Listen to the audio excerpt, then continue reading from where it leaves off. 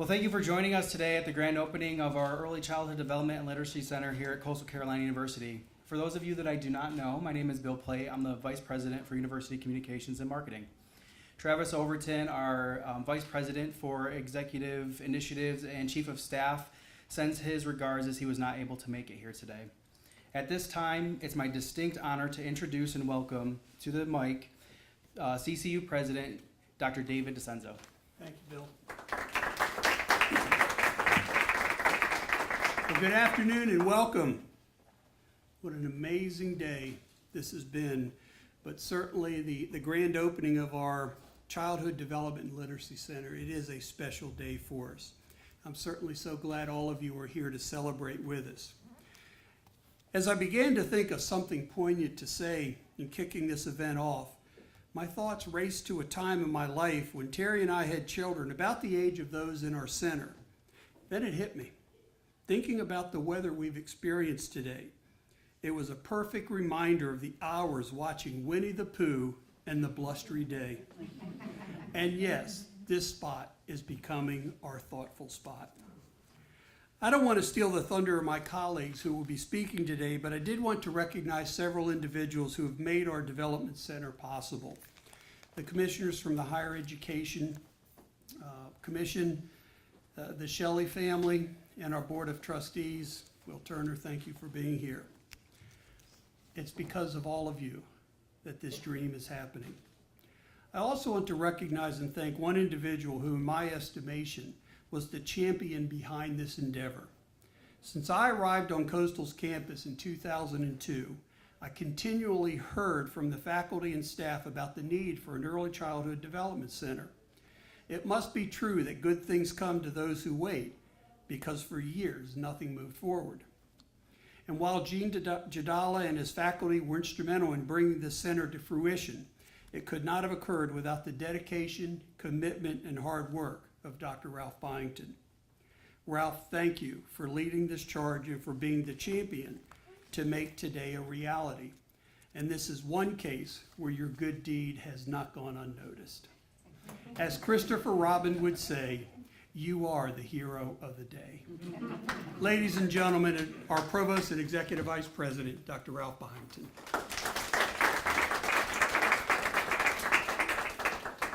Thank you, Mr. President. I don't think I deserved all that, but I do appreciate it. It is truly a wonderful day. And I was making a few comments or jotting a few things down. And I just, I have to start with a little bit of facts as far as where we are. And I'm not sure if you're aware of this, but there was a study done by the Institute for Women's Policy Research. And it says that 4 million student parents are currently enrolled at undergraduate institutions. And then we started looking at our own campus. We recognized that here at Coastal's campus, we have 375 that we know students that have children of the age that this is meant to serve. And we also recognize that we have a lot of faculty. We're a growing faculty. And so the faculty that we have that have students that are between the ages of 3 and 5 is a tremendous number. And being able to do this is something that was well overdue. Now, as far as, this is not my idea. This is not a new idea. It was actually 2008 that the resolution was first passed by the Faculty Senate to have this building. And so what happened during that time is that the problem was, when you're on a growing campus, space is at a premium. Now, we identified space over the last several years. We talked about 79th Avenue. Think about that. Trying to commute back and forth between campus and 79th Avenue. We thought about the East Campus. And so the East Campus was an alternative, but once again, not really part of the heart of this community. And then it really happened by happenstance, is that I was walking through this building after it was vacated by Philanthropy and the Coastal Educational Foundation, and I was walking through here, and it was just the layout of this building. It was the way that you could structure 4 classrooms and also have the literacy labs, and it just made good sense. And so I picked up the phone and I made a call over to Dean Jadala and Sally Clarkson, and they're the ones that really took this to the next level. They looked at what this building could offer, and then we started talking about cost. Because here at this university, that's always an issue. And so we started thinking about cost. And so we first did an estimate of what it was going to cost to renovate this building. And as cost estimates normally go, it came out way under what we actually needed. It actually came out about $150,000, $175,000. So I went to the Horry County Higher Education Commission and I said, this is something we can do for $175,000. Well, I quickly learned that trying to retrofit a building to fit children is not as easy as it sounds. So I went back to the Horry County Higher Education Commission for the second time for a much larger ask, and I got no resistance. I got complete support. And I'd like for the current chairperson of the Horry County Higher Education Commission, Elizabeth Sereniti, to stand up and receive a well-deserved round of applause.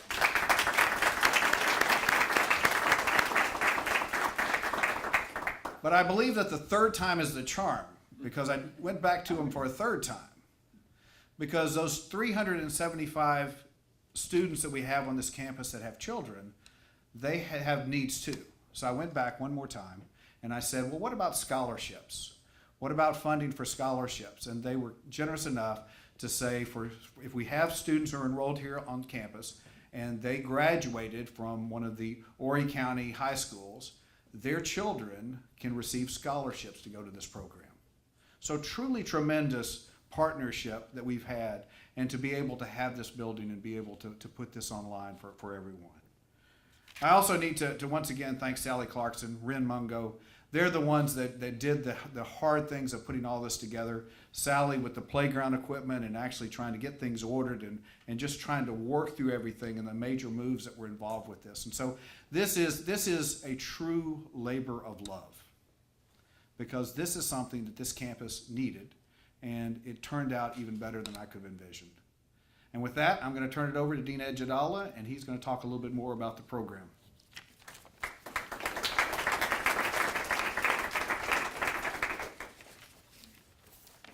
Well, welcome. And as Dr. Byington said, this has been in the process for quite a while. And we worked very hard to get to where we are today. And what I'd like to do today is talk about where we are now. But before I do that, I'd like to thank Dr. DeCenzo, Dr. Byington, Board of Trustees, the Horry County Commission for Higher Education, our Spadoni College of Education Board of Visitors. All of these people have contributed to the planning of this Early Childhood Development Literacy Center and have helped guide the process as we continue moving forward. It takes a lot of commitment, support, and innovation foresight to recognize and emphasize the importance of education in society. Early childhood education and literacy serve as the educational building blocks for continuing this important lifelong learning process. This center will contribute to this important educational first step by providing opportunities for CCU faculty, staff, students, and community members to enroll their children in one of 4 classrooms. These classrooms are designed to accommodate the developmental learning needs of 3-year-olds, 4-year-olds, and 5-year-olds. These children will have opportunities to be learning in a dual language environment, Spanish and English, experience a project-based curricula, and travel on field trips to various sites throughout campus to experience firsthand art, music, science. That's the advantage of having a child development center on a university campus. In the back of the building, we have what we call our outdoor classroom. It's a playground, more typically referred to as a playground. But even play, when purposefully designed, can lead to important learning experiences. In addition to these 4 classrooms, the center also has 5 literacy tutoring rooms that you'll see in a little bit. These rooms are equipped with developmentally appropriate children's literature, reading diagnostic tools, and state-of-the-art instructional technology, and you'll see all that in a bit. These literacy rooms will serve children in all 4 classrooms, as well as after-school community projects, or programs rather. The after-school program will serve students pre-kindergarten through grade 12, with literacy assessments and individualized tutoring, in addition to other programs, such as summer reading programs. The center is also at times referred to as a lab school.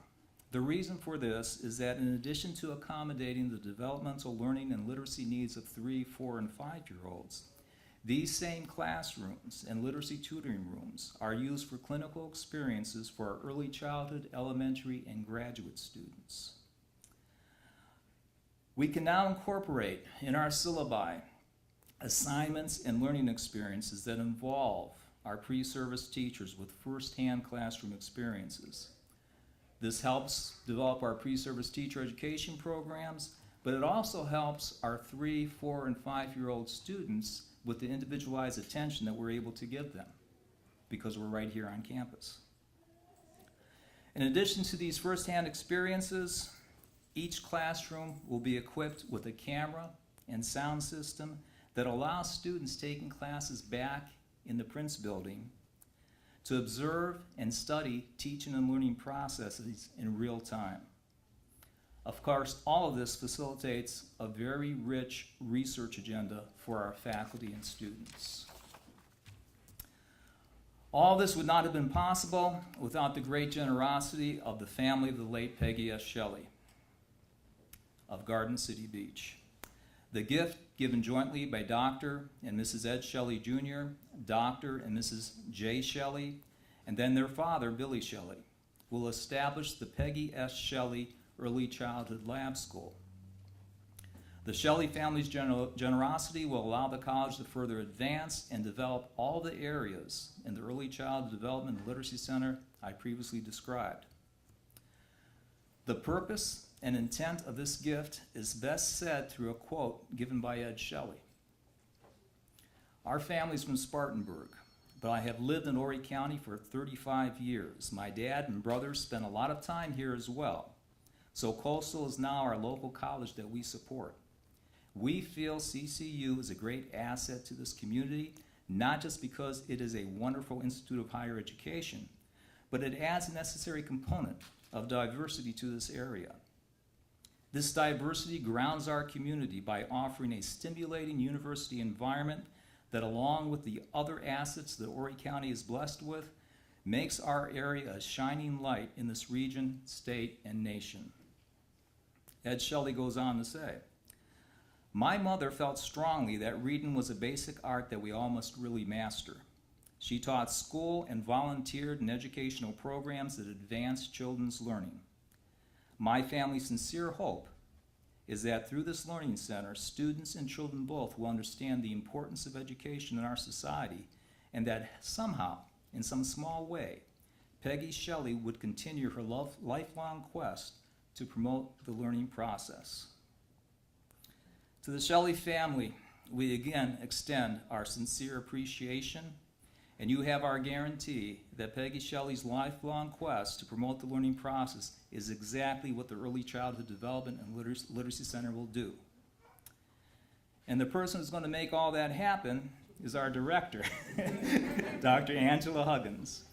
Dr. Huggins comes to us with a vast amount of education and administrative experience. She has served as a principal of early childhood and elementary schools, curriculum coach, director of curriculum and instruction, coordinator of early childhood programs, literacy coach. She was a kindergarten and third grade teacher.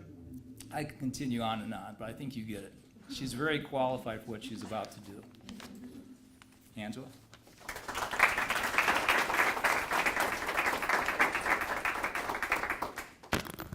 Thank you so much. We are so excited to be here on campus. And there are so many things that I could tell you about the things that are happening and that have happened in such a short amount of time. But what I'd really like for you to do is to visit our classrooms and to see those things firsthand.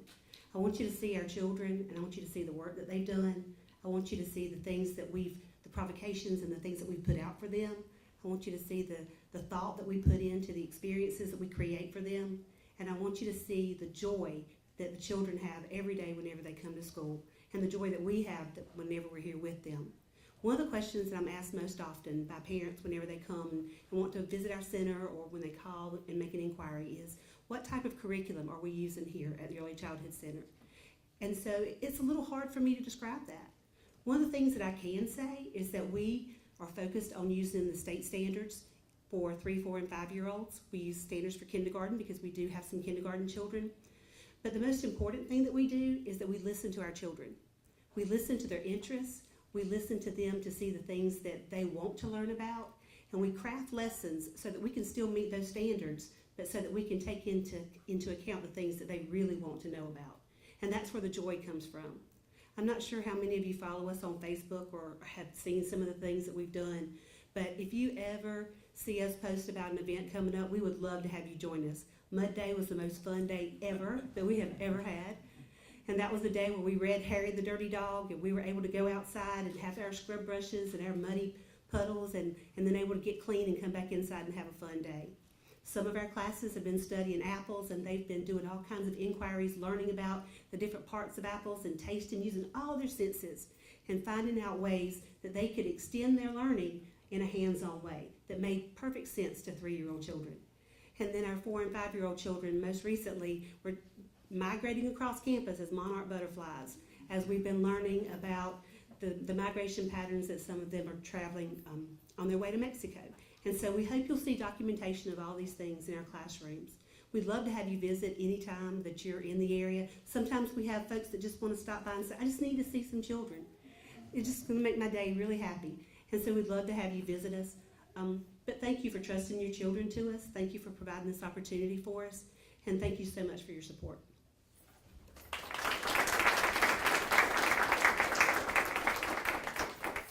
All right, ready?